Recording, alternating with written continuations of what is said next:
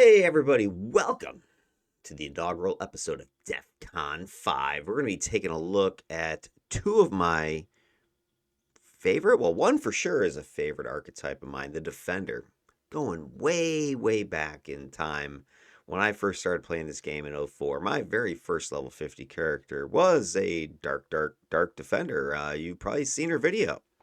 I made this one back at the end of the 50/50 showcase a few months back. Dark Current, my gnome de game, I guess. She was a badass. She was a defender. Very proud of her. And back then, when I first made her, I remember hating controllers because little history controllers were decided or determined to be uh, no equal as far as controls went, which kind of sounds okay on paper, but if you know anything about defenders, the Dark Defender in particular, they are very controllery. So back in the day, after I had made my Dark Defender, and she was extremely controllery, and I love that about her, Dark Miasma got nerfed. And the excuses, well, nobody could be as good of a controller character than the controller. And so that always kind of stuck with me, and I never really liked controllers, partially because of that. But, fast forward now to, gosh, almost 20 years later, and I've actually grown fond of these controllers. But I'm still left with a bit of a question because as I was looking into this series, I was remembering that another thing about way back then, and this is actually still true today, there was this big question about defenders and controllers. Who's better? Which one, if you had your choice of an eighth teammate, would you pick? A defender or a controller? And I've seen both sides. I've seen both arguments going. And this goes back to, and I'll pull this up here so you guys can see for yourself. I was doing some looking into this topic here. And I found a original posting, it looks like, from way back in 2009. So this actually would have been kind of old at the time because this would have been 5 years into the game itself. And there was a big old post on the original forums about the disparity between defenders and controllers. And Peace Moon here was making an argument, and you can kind of see the argument right here. So, what is the point of defenders? An archetype which, for the majority of power set combinations, has the hardest time soloing of any. An archetype which has its inherent abilities solely based around the need to team and gives zero benefit solo.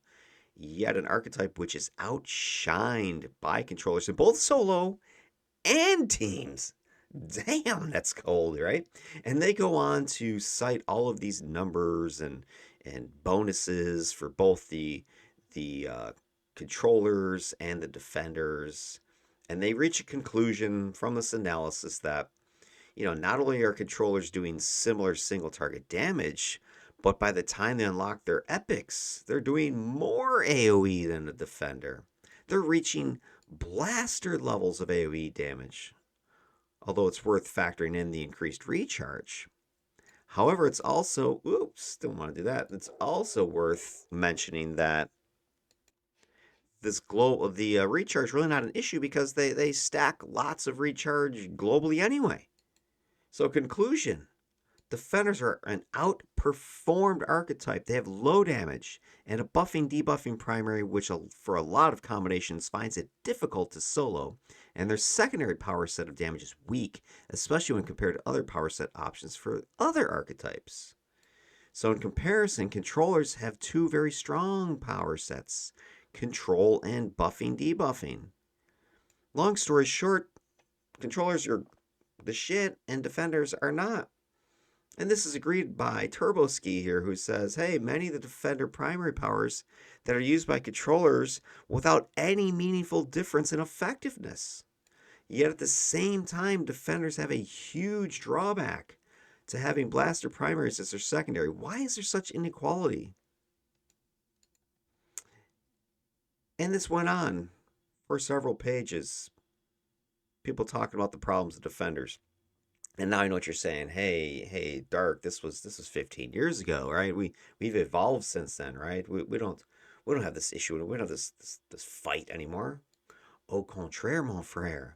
take a look at the Reddit machine from just 6 years ago. This would have been right at the start of Homecoming when it was open to the public.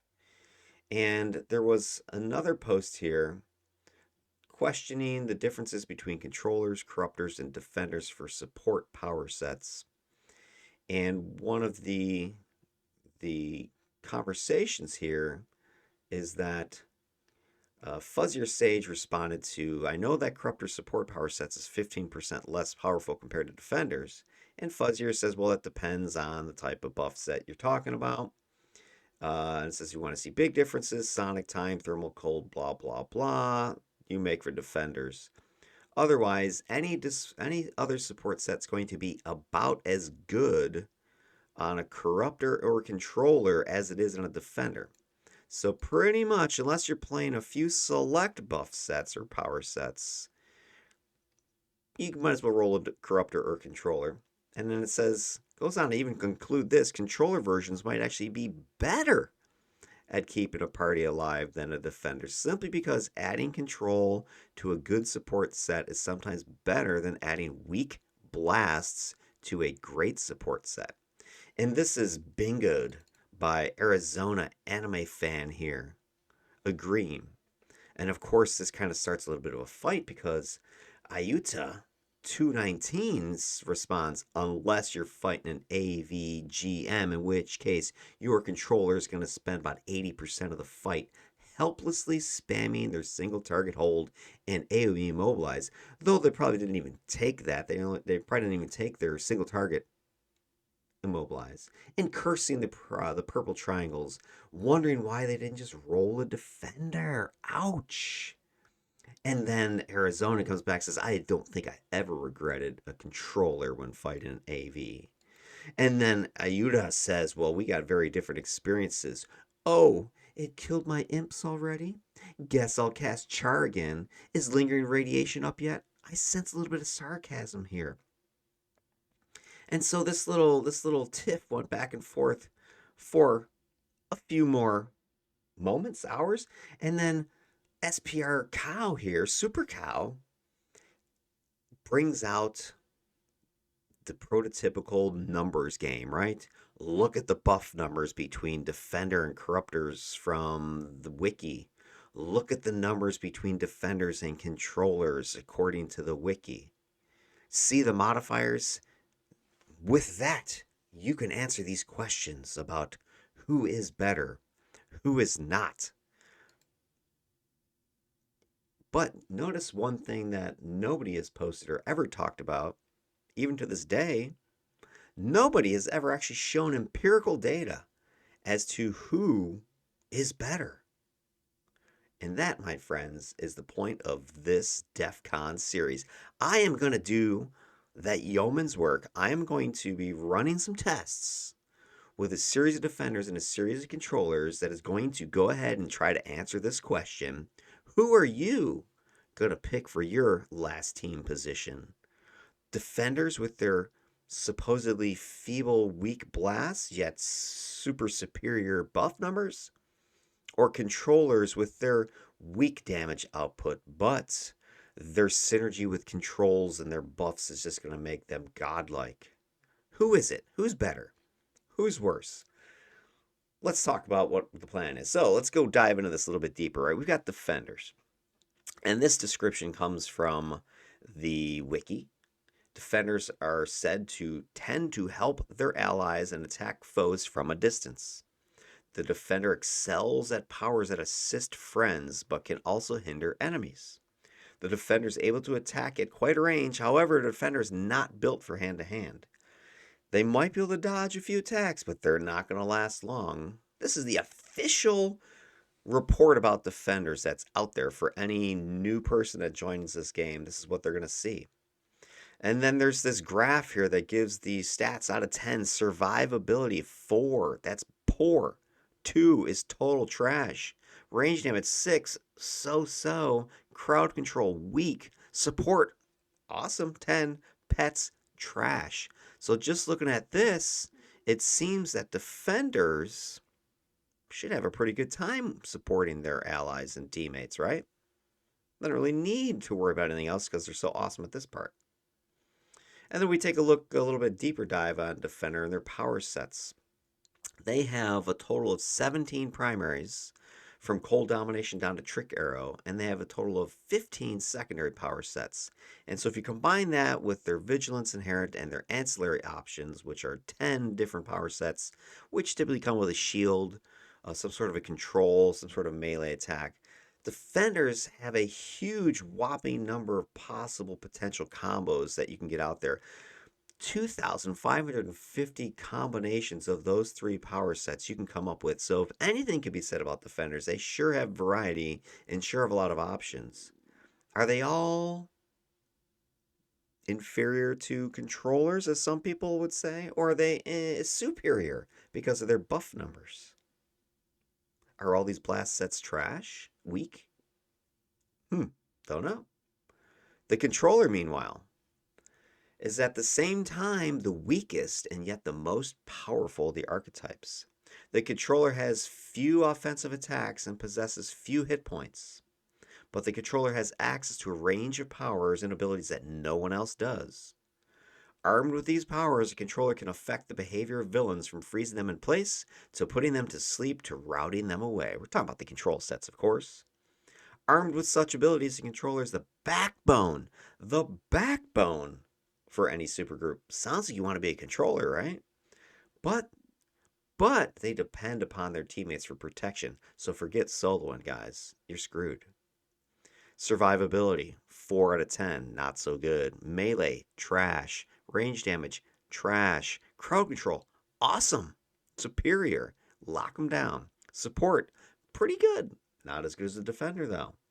So, would this inferior to defender support make them worse on a team? Yet they're supposed to need a team. And then they've got pets, 5 out of 10. That's interesting considering controllers would be the second most petty archetype out there, besides masterminds, right? Equivalent to dominators, I don't know. Seems a little bit short selling them, but that's where we're at, right? We've got these two archetypes and those stats. Controllers have a list of primary power sets that only numbers 11.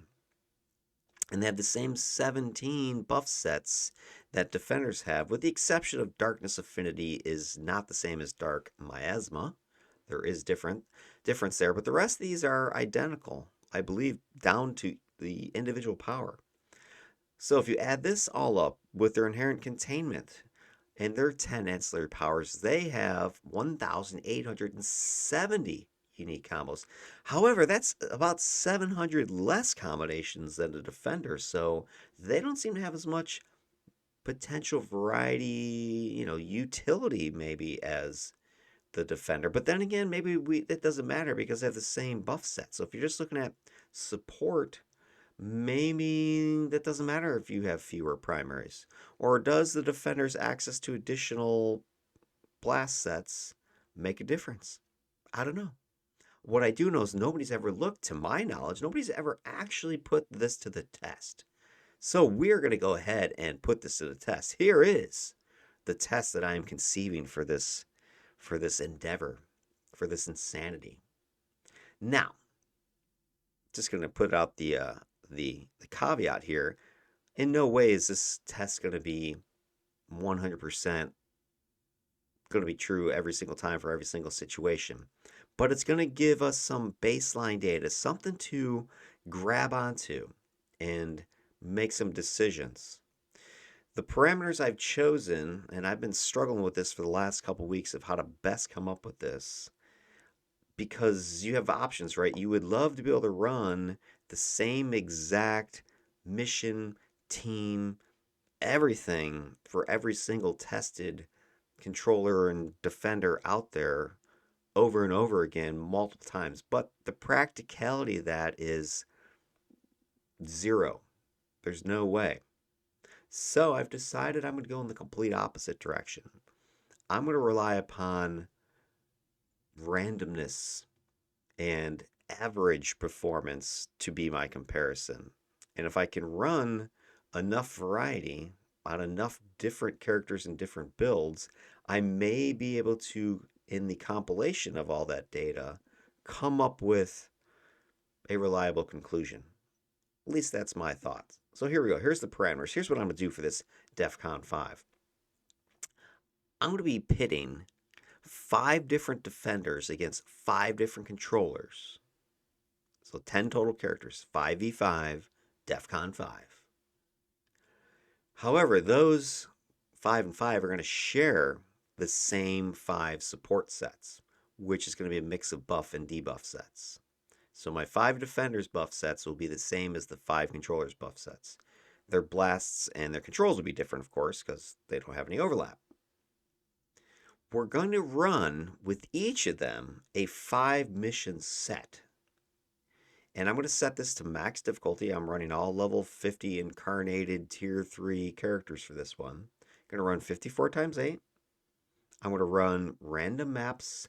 I think I want to run escort missions only because those are the ones that are going to allow me to, I don't want to say guarantee, but provide the potential for the longest challenge rather than just kind of run in and kill the boss is right around the corner and mission over. I want to make it so that I have to go to that top level of the office building or the back room of the warehouse or the back room of the cave and find that hostage for rescue. This will hopefully standardize those missions so that at least we're doing the same thing each mission. And then my other goal with this, of course, is to have a random set of enemies, factions to fight against, so that I'm not skewing towards, let's say, one particular set is better against the council than another one, and you run the same type of mission every time, same enemies, it'll make it too easy. So I want to have it randomized like that, but have the standardization of the same type of mission so that I can at least maximize time on the map itself. Then next, we're going to limit the teams a little bit just to 5 total members, including my Defcon. Either my defender or my controller plus 4 other players. That's it. That'll help ensure that I'm measuring my support characters' actions, buffs on the team's impact more than, let's say, if I had an 8-person team where anybody's played, 8-man teams, it's typically a slaughterhouse where you've got you're redundant half the time. And going to make it so that I'm not going to invite any other defenders or controllers to the team. I'm going to let any other archetype join, but I am a little hesitant on corruptors and masterminds in particular. But they're really not specifically part of this equation or question. And from my own experience, I don't necessarily see too many players picking masterminds or your average corruptor out there being designed to be a supporting type of character anyway. Typically, I see corruptors using their ability to do more damage. So I'm not super worried about those two, but I definitely don't want another defender or controller on the team. I just want me, 4 other people, with emphasis on picking up some melees and some like blaster range sentinels, something like that. All right, next. Now, how am I going to decide who's doing what or how good each character is? I'm going to be recording the stats. I'm going to be using the the chat logs that you can do with the game. I think it's /chat log, and it'll record your timestamp stats. And so at the end of the mission, what I want to do is go back after I've run these missions, recorded all the videos, got to take a look at all the stats, and I want to make a measurement here of completion time would be one stat that I want to take a look at, because if your support character is doing their job, then things should be fairly easy. You should be able to move through the map smoothly and defeat, the enemies, meet the objective pretty quickly. If things are going horribly, then it's going to take you longer and maybe you're not doing your job. So that's one thing I'm looking at measuring. I also want to look at how many foes were taken out, because if I'm buffing and our team is just dealing oodles of damage, then we should be able to cream a bunch of foes pretty quickly. So maybe I need to do a ratio there, or a foes defeated per minute or something. That might be a way to look at the data. Then ally defeats, of course. How many of my teammates get defeated? How many times do I get defeated? That would be a penalty I think I'm going to assess. As well as I'm going to look at close calls because I don't not necessarily thinking people are going to die, but if I get a bunch of redlining hit points, then maybe I'm not doing my job. Maybe I'm not getting the shields out there. Maybe I'm not getting the debuffs out there in time. And then the last thing I want to look at is my own personal character's damage output and input. Because the chat log's only going to show my data. It's not going to show my teammates' data. And for me to get everybody else on the team to record their chat logs and then email them to me or post them somewhere and compile all that data, that would be great to have that information, but it's not feasible. And then the other part of this is the teams I want to play with and measure this. I want them to be randos. I think maybe I'll pick one person, somebody from the best of the worst crew if they're out there and they want to play that day. But I kind of want to do this with pugs. The reason being is I don't want the people I'm playing with to know what I'm doing. Because I think as soon as you know what I'm doing, if I had like an assigned team and I was trying to do this like super scientifically controlled experiments, that's going to skew the way people are going to play. And that might skew my results because people might be, oh, this is being recorded, or we're testing to see how quickly we defeat stuff or how many enemies we defeat, right? So people might go out of their way to do stuff they might not normally do, or they might start playing more cautiously because they know that I'm trying to figure out if I'm able to save their bacon, or they might just say to hell with it and really go balls to the walls and just try to troll it or whatever. I don't know. So I think I'm going to keep this just, hush hush and make this stat recording. And then I want to look at my damage output versus my damage input. Because again, if I'm doing a good job, I should be able to do my support role and damage. Or maybe it kind of can show, for instance, defenders are argued that, hey, they're going to do more damage than a controller. Well, that would be something I might want to measure. Am I contributing to the team's completion time through damage? And at the same time, am I a liability myself? Am I taking a ton of damage? Am I unable to protect myself? Maybe a controller might be able to show that they're taking less damage. I don't know. And then last but not least, get my melon out of the way here. I'm going to post these videos up as I've been doing to YouTube, and I want to put a poll with each of them where I can have you guys, the viewers, give me your 5-star rankings of these head-to-head comparisons. So, on a scale of 1 to 5, and I'm not sure what the criteria will be, it might just be a raw 1 to 5, rate this character's ability to protect the team or make the team run smoother or whatever. Or it might be a head-to-head, that sort of thing. So I got to come up with some sort of voting criteria there that I want to post up. And so what I want to do is take run these missions, record the data, get the poll, and then come up with some sort of scoring system so that I can ultimately decide and answer this question of who is that superior character, that superior supporter. So exactly how I'm going to score this, I haven't fully decided. One thing I'm thinking is kind of like Olympic sort of style, right? I do the completion time, average completion time of the 5 missions. But foe defeats might be a bonus. And ally defeats, ally close calls might be penalties. And then the damage output, I don't know, that could be a wild card of some sort. Or I could do a simple up, thumbs up, thumbs down in each one of these. Whoever had the fastest completion time, they get a point. Whoever, defeated the most foes, they get a point. Whoever had the most ally defeats, they lose a point. Whoever had the most ally close calls, they lose a point. Whoever had the highest output to input ratio, they get a point. I might just simplify it like that so that it's easier for me at the end of the day to say, hey, this defender or this controller with this power set was better, was superior. And then when I'm done with the final testing and I have the 5 and the 5, I can make that ultimate call, that ultimate decision, which archetype is better? Defenders or controllers?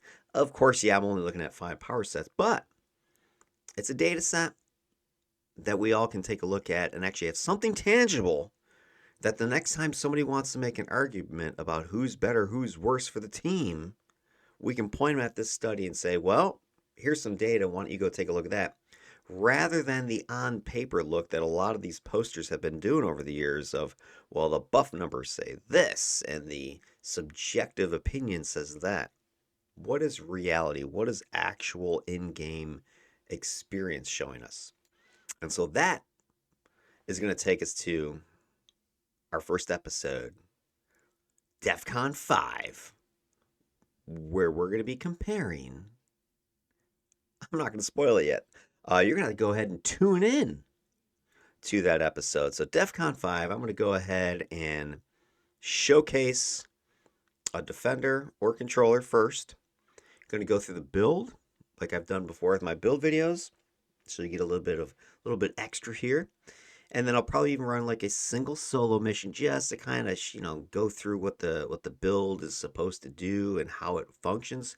Nothing crazy. I might just run those at +0 or +1. Just kind of work out the kinks as well, because I want to be able to attack these missions, with some practice, because otherwise I might skew the data. Let's say if I ran my defenders first cold, and then by the time I ran those 5 missions, I'm pretty good with the set, and then also I roll in the controllers and have a bunch of warm up already, then that might be unfair. So I probably will flip flop back and forth, but I think each character needs a little bit of warm up, a little bit of solo action. So I'm going to do that as part of the first video for each of these stages of DEFCON. So DEFCON 5, Part A or Part 1 will be a defender or controller, build, solo action, wrap it up. Then the second part of that video will be the 5 team missions. I'll get a team together, probably Peregrine Isle or Granville. I'm considering maybe some repeatable missions in like Cimarora or Richte Warzone, or maybe even Darkest Historia.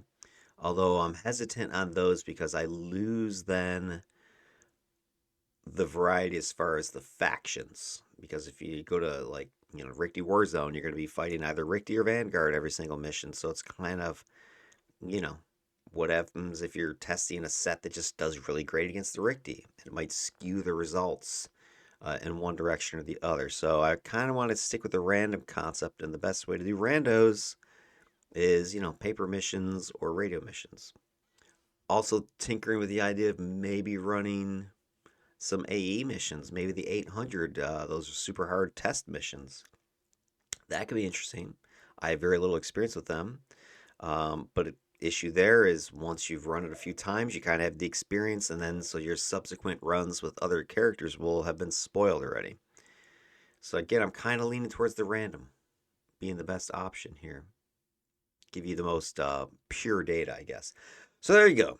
That is the plan, my friends. We're going to go ahead and run this DEFCON. We're going to try to figure out the answer to this question for you. Who is the superior archetype, your defender or your controller, as measured through 5 different power set combinations in series of 5 missions with 5 players? And we're going to collect some data and crunch some numbers and post it all for you to see so you can decide for yourself. All right. Hopefully that was something cool, something fun. You're into this. If you are, like the vid, subscribe if you haven't already, thumbs up, all that cool stuff. Notify yourself. I'm going to go ahead and try to put these out every couple days. So this is something that'll be working for the next, few months. A couple months anyway. We got 10 characters here. Anyway, there you go. That's what's going on. We'll catch you in the next video. DEFCON 5 coming your way later.